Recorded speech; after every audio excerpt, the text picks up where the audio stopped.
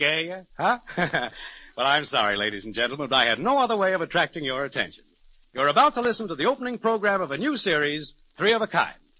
My name is John Brown, and I function on this program as the announcer, an office which I find slightly distasteful, since it's easily the least spectacular of my many talents.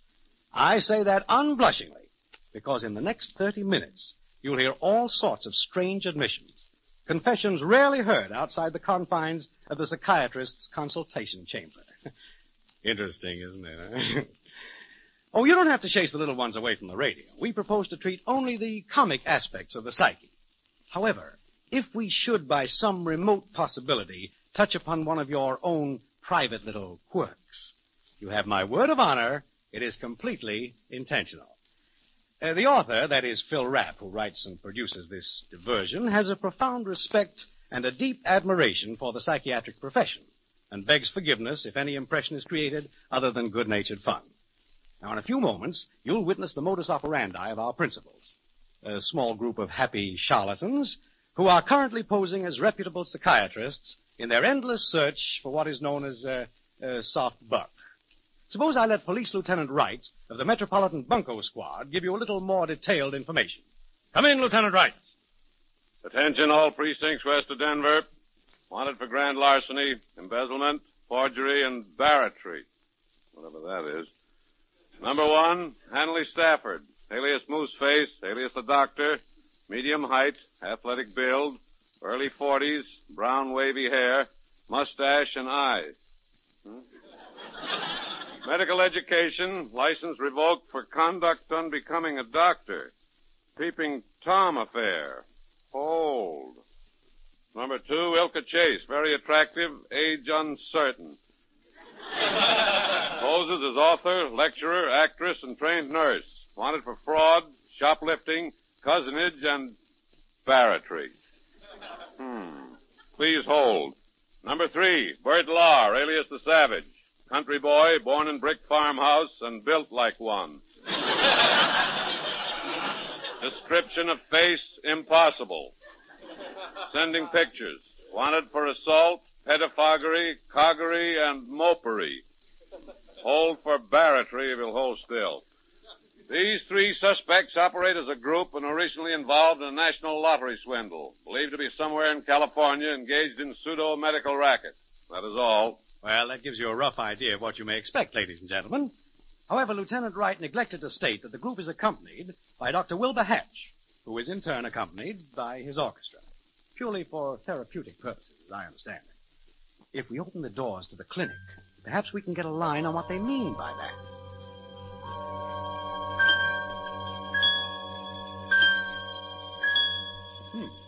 Therapeutic music. Very interesting. It's a shame I can't describe the effect of the therapy on the patient. But unless I'm greatly mistaken, here comes another patient.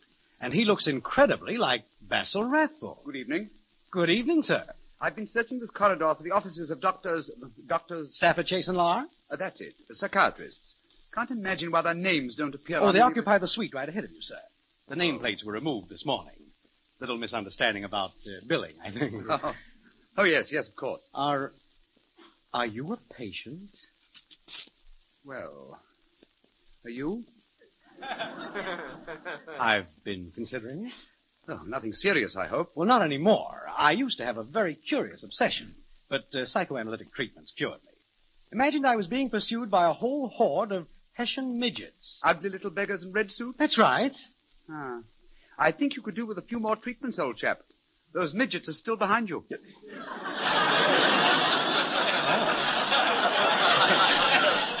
The doctors will be expecting you, I suppose. Well, that's the nurse right there, Miss Ilka Chase. Oh, thank you very much. How do you do? My name is Basil Rathbone. Oh, please come in, Mr. Rathbone. Dr. Stafford is waiting for you. Very restful surroundings. Excellent decor. Yes. Won't you sit down? Thank you. I must confess I'm rather nervous. This is my first visit to a psychiatrist, you know. Not really. Well, to look at you, one would never believe you hadn't had treatments for years. I beg your pardon? Well, I mean, you don't look a bit nervous. But you are getting rather heavy on my lap. Oh, I'm so sorry. What do you suppose prompted me to sit on you? Well, I shouldn't have worn this chair cover instead of a dress. But I say there's nothing about you at all that resembles the seat. It's a rather broad statement, Mr. Rathbone. Here's Dr. Stafford. Do you want me, Doctor? If you please, Miss Chase. In my office. Excuse me, Mr. Rathbone. Certainly. Who's the lean, hungry-looking individual out there? Basil Rathbone. Likes to sit on women's laps. Very pleasant disease. I just had a difficult patient. Thought I'd never get rid of him. What did he have? $200. I mean, what did you treat him for? $200. Did you separate him from his, neurosis? Painlessly. Fellow was just lazy. I told him to go home and tell his wife he was suffering from ergophobia. Prescribed a regime of healthful activities. Hop out of bed at the crack of dawn, take a brisk ice-cold bottle of beer, and hop back in bed again.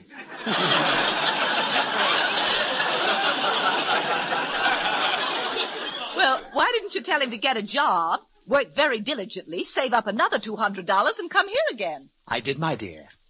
Will you bring Mr. Rathbone in? Yes, Mooseface. And stop calling me Mooseface. I can't help it. It's a compulsion. This way, Mr. Rathbone. Yes, thank you. Dr. Lahr? Dr. Stafford. Dr. Lahr won't be back for a little while. Met with a slight accident last Saturday. That first step on the patrol wagon is deceptively high. He missed it entirely. Patrol wagon? He was handling a very resistive case, a stubborn policeman. Yes. Would you mind reclining on that couch, please? Well, I thought we were going to be alone, Doctor. Not during the psychic history. Miss Chase will make notes until we're ready for free association. Please lie on the couch. Very well. Would you mind moving over, Miss Chase? Ilka, get off of there. Oh, so sorry. I didn't realize what I was doing. Yes. Miss Chase is suffering from a rare condition known as Plunger's syndrome. Disturbance of the fourth vasomotor ganglion. Can't resist the couch. Must be a dreadful affliction. Oh, I don't know. It's better than a poke in the eye with a sharp stick. Incidentally, that's the only cure. Now, shall we begin? I want you to tell me everything about yourself. Omit nothing. Are you, relaxed? Oh, perfectly, yes, perfectly. To begin with, I didn't come here because there's anything wrong with me. Naturally. I'm completely sane and normal in every respect. My appetite is prodigious, and I sleep as if I were bludgeoned. By avocation, I'm an actor, and I use the stage name of Basil Rathbone. Are you the same Rathbone who plays Sherlock Holmes on the radio? Plays Sherlock Holmes? Here it comes. My dear sir, I am Sherlock Holmes. I see. And why did you come here, Mr. Holmes? Oh, it isn't necessary for you to call me Holmes, Doctor. You may call me Rathbone. Everybody else does. Yeah, but they don't know the truth, do they? No. No, I've never divulged it before. However, that's not the reason I came to see you, Doctor. You see, it wasn't until a short time ago that I realized I wasn't exactly the same as other men. Oh, this is the part I like.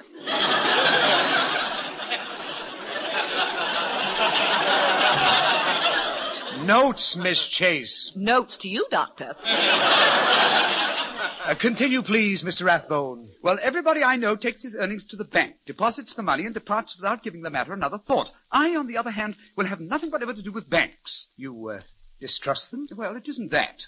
You keep your money under your mattress. Oh, I'd love to lie on it. Oh, she's getting Plunger's syndrome again. Yes, well, I wouldn't dream of keeping my money under a mattress, really. Oh, why not? At least you'd have something to fall back on. The truth of the matter is, I feel an irresistible impulse to carry all my money with me. You have it on your person right now? Oh, yes. Yes. It's glued to my undershirt. Mr. Rathbone, this money glued to your undershirt, is it a large sum? Moderately. $10,000. In cash? $20 bills. Mr. Rathbone, how would you like to take a shower? Ilka, get away from there. Mr. Rathbone is big enough to undress himself. Sorry. I certainly am, Doctor. And I would appreciate it very much if you'd stop unbuttoning my waistcoat. Oh, I was just straightening your wash chain. Of course, the tepid shower, or crumbs lavage, as it's technically called, is definitely indicated in an obsession of your sort. We have a lovely shower. Yes, I wouldn't think of it. I detest shower baths, and besides, I like to have the money glued to my undershirt. Who does your laundry? You know, I take in washing on the side, flat dry only. Yes, that's very kind of you, Miss Chase, but I never have my undershirts laundered. But doesn't that bundle disturb your sleep at night? Oh, I take it with me to bed. I have a suit of pajamas made out of $100 bills. Well, that's reasonable. Is there any particular reason you can't be without your money, Mr. Rathbone? Yes. Yes, there is. I get cold. Literally freeze to death without it. I see. You were born in England? Wales. Oh. I was a pit child at the coal mines, born at Pontypridd, grew up in Carnarvon, and spent my early manhood at Merthyr Tydfil. I was left an orphan at the age of 9. What did you do with it? He turned it over to the orphans' home, of course.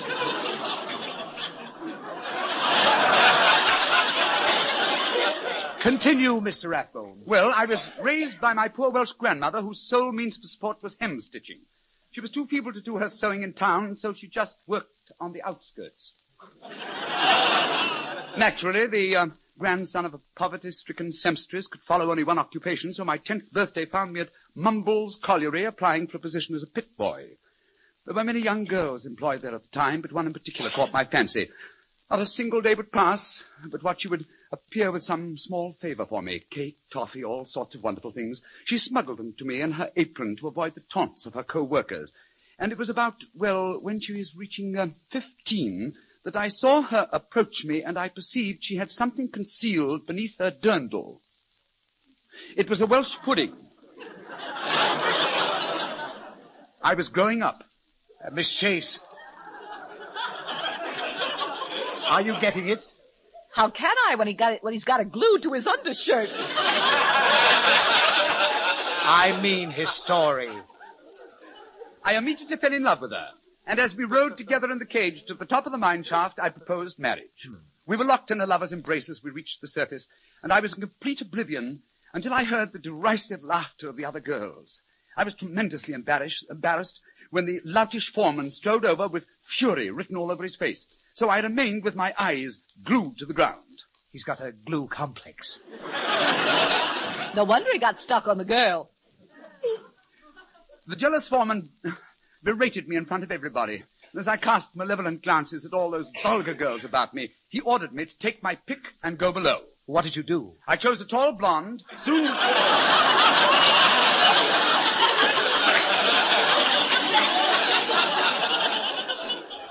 Well, as I was saying, I chose a tall blonde, soon reached bottom, and gave her a good box on the ears. She never tormented me after that. Oh, dear. I'm getting so tired. Well, if it's too warm in here, you can remove your coat, you know. Ah, now we're getting somewhere. No, I'm quite comfortable, thank you. Shall I continue with my adolescence? Oh, yes. But I want you to keep talking while I confer with my colleague, Dr. La. Miss Chase will remain with you and take notes. And Dr. Hatch will provide some stimulus music to help you recall incidents. Very well, Doctor. But this money obsession of mine, can I depend on you to relieve me of the burden that I've carried all these years? Don't worry, we'll relieve you of it. Maybe we'll get rid of your obsession, too. Play something stimulating, Dr. Hatch. Fire away, Mr. Rathbone. Well, when I'd saved enough money to journey to England, I found employment as a draper's assistant in a small shop.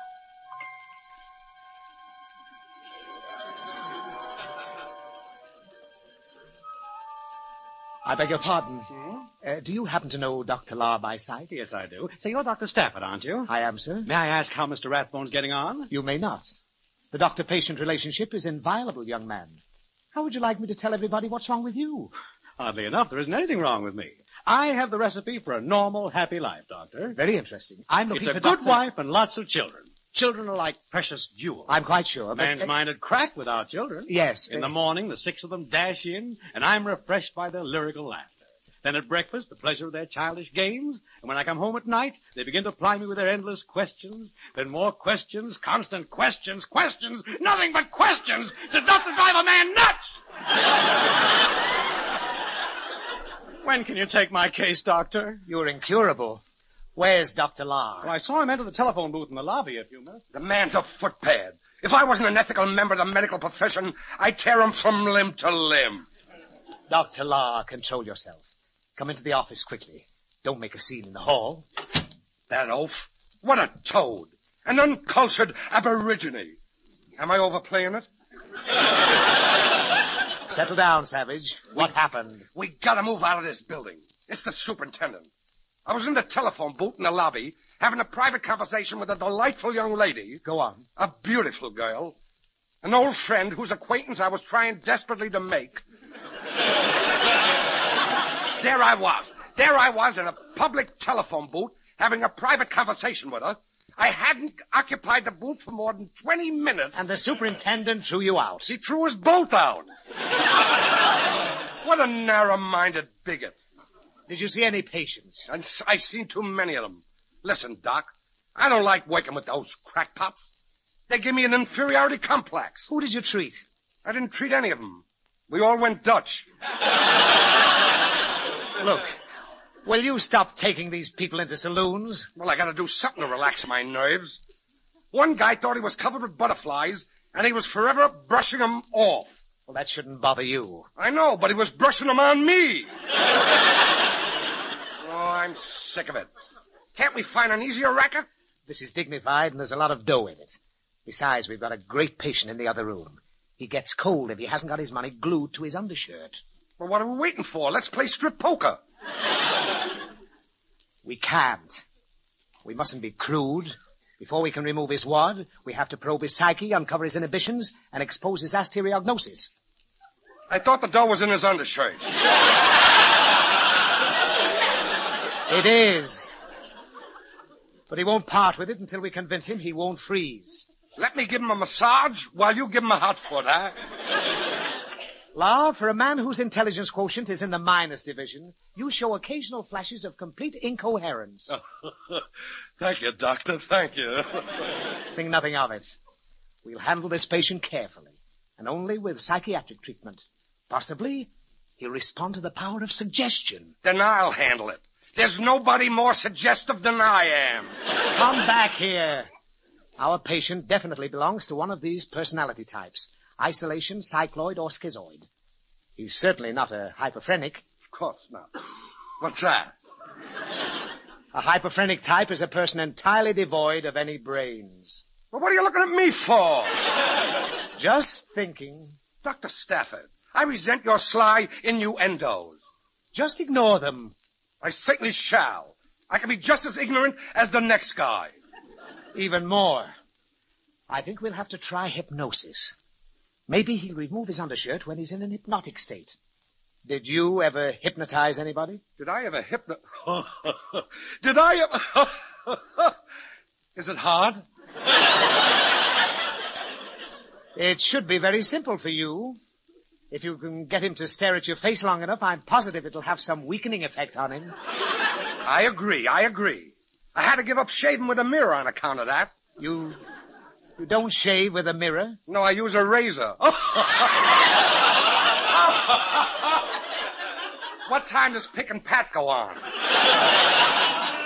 Well, I'll bring the patient in here, but be very careful. He's a cultured gentleman, an actor, Basil Rathbone. Basil? Hunted fox together in Inja.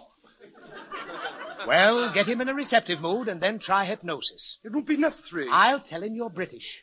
It won't be necessary. Bring in the patient, Doctor. He'll be delighted to see my kisser. Oh, Miss Chase, will you please send Mr. Rathbone in here? Coming, Doctor. Well, bless my soul, Basil. It's good to see you, old chap. I'm afraid you have the advantage of me, sir. I say, you must remember me. We met at Lady Fishley's, Duchess of Mawkish Puddles. You'll have to forgive me, sir. I have a hideous memory for faces. But then you have a hideous face. Thank you. I should know you, I suppose. Mr. Rathbone, this is the eminent British psychiatrist, Dr. La. He wants to be alone with you. As you wish, Doctor. Now, see here. I want you to have absolute confidence in me. Courage. Courage. Stiff upper lip. Chin up. Chin up. Pucker. Ready. Splendid. You've heard of my work, I presume? Can't say that I have, Doctor. 20 years at Tehachapi Prison. Interested in the criminal? Insane. Tehachapi is a woman's institution. I'm interested in women, too. You're British, I take it? Welsh. Oh, yes, of course. Welsh. Dear old Cardiff. Aberystwyth. Laughing children returning from the Eisteddfod at Ninod, Epis. The family shanty and Brecknock Beacons. Ah, how clean was my alley.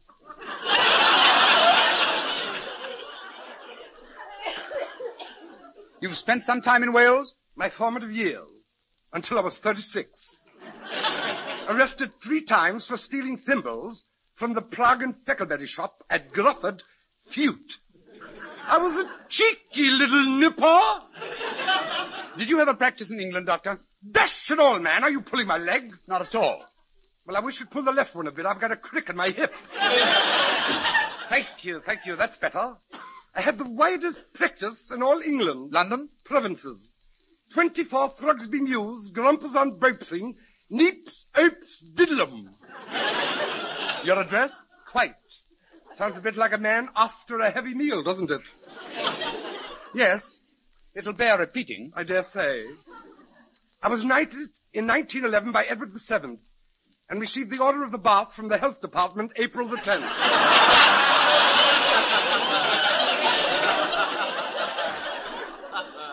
You should have taken it. Did you inherit any titles? Inherit titles? Dozens! Shooting box in Scotland? Box? Great! Aberdeen? Invergoosie. I'd love you to have a gander at Invergoosie. Outside the gleaming gloaming of Glasgow.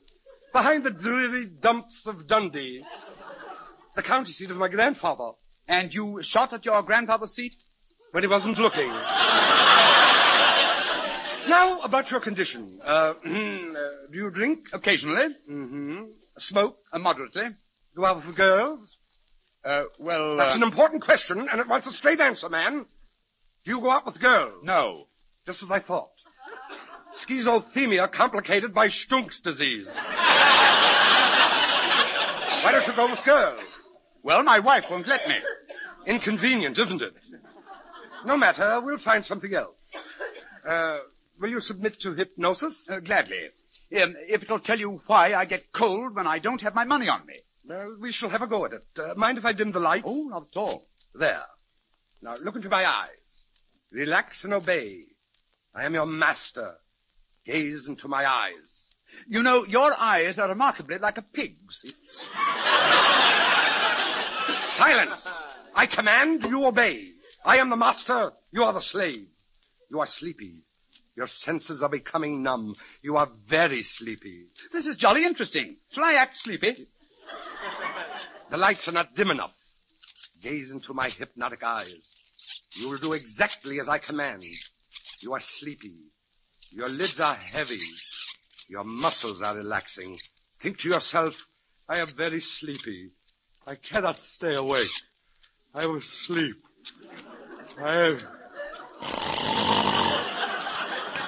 Look here, Doctor. Doctor, wake up. What time is it? You were trying to hypnotize me. You were doing very well, too, just before you fell asleep. All right, let's have another go at it. A little soft music might help. Relax, sleep. You are slowly yielding to my power. I wonder how La's making out, Ilka. No good. Oh, don't be so pessimistic. I never heard of such a queer neurosis. Rathbone claims he gets physically cold when the money isn't on his person. They're coming out. Well, good day, Dr. La, and thank you very much. Think nothing of it, Basil. Good day, Miss Chase. Goodbye, Dr. Stafford. Goodbye, Miss Rathbone. Ooh, sort of chilly in here, isn't it? Chilly?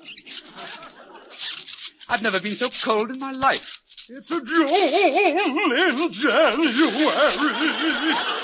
Well, goodbye. Savage, you got the money. How did you do it? Nothing to it. As soon as I got him hypnotized, Ladies and gentlemen, we interrupt this program to bring you a special broadcast that might be coming from the Sports Palast in Berlin.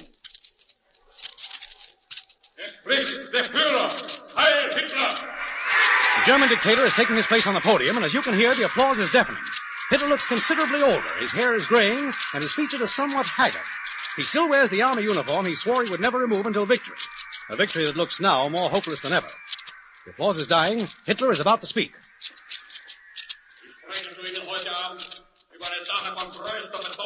I address you this evening on a matter of great urgency. I have just returned from a meeting with the Minister of Economics and with Herr Goebbels. We have reached the decision. A decision that will affect the life of every person in Germany. The Americans and the British and the rest of the Allied nations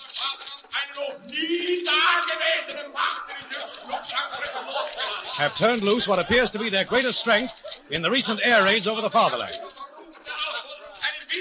Our Luftwaffe can no longer answer their challenge.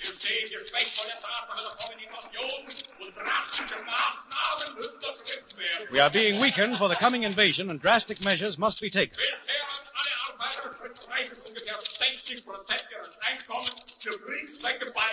Up to now, all workers in the Third Reich have been contributing approximately 60% of their earnings to the war effort, and they have contributed most of their food and nearly all of their time in the production of vital war weapons and ammunition. Now I come to tell you, not ask you, I come to tell you that you will have to give more. Your voluntary contributions have not been enough, even though we make no promise of return. From now on, each of you will turn over his wages to a central depot and receive an allotment on which to live. No receipts will be given, no bonds offered, and if your clothing is not warm, if your meals are lighter, if your children have to go without milk, you will suffer in silence. You will suffer in silence and be happy in the thought that you are aiding your country. Oh, why don't you stop that? Get off of that stand before I knock you off. He exploded. Ladies and gentlemen, that wasn't Hitler. And that speech didn't come from Berlin. But I can assure you that the German government would take such steps to get the money they need if they had to. We've reached a very bitter stage in this war. We're nearing the climax now. And while we're all certain of victory, there's no use taking chances just because we didn't buy all the bonds we might have. Get in that ring, folks. Buy bonds. And let it be a real Sunday punch.